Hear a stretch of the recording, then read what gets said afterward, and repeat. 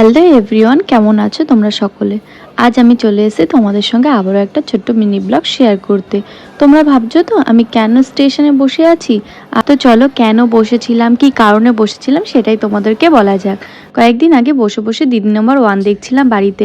অনেক দিন ধরেই আমি দিদি নম্বর 1 বাড়িতে বসে বসে দেখি সময় পেলে, কিন্তু আরাধ্যা আমার জীবনে আসার পর থেকে আমি অতটা সময় করে উঠতে পারতাম না যে বসে বসে একটু টিভি দেখবো। কিন্তু হঠাৎই সেদিন দেখছিলাম দিদি নম্বর 1, আর টিভির নিচে স্ক্রিনে দেওয়া ছিল দিদি নম্বর 1 অডিশনের নাম্বারটা। তারপর আমি সঙ্গে সঙ্গে নাম্বারটা সেভ করে নিয়ে ফোনে অডিশনের জন্য নিজের একটা ফটো সেন্ড করে লিখেছিলাম যে আমি দিদি নম্বর খেলতে চাই।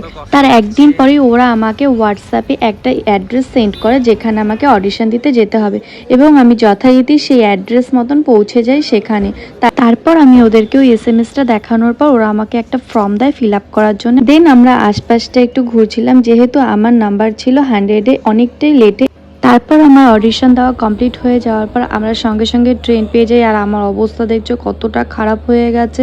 এত জার্নিং আমি করি না, আর আজকে এত জার্নিং হয়ে গেছে। সকাল 11টার সময় বাড়ি থেকে বেরিয়েছিলাম, আর এখন প্রায় সন্ধ্যা 7টা বাজতে যায়। তো এখানেই শেষ করলাম আজকের ভিডিওটা। তোমরা একটু প্রে করো যেন আমাকে অডিশনে সিলেক্ট করে নেয়। তো দেখা হচ্ছে আবার কোনো নেক্সট মিনি ব্লগে। বাই।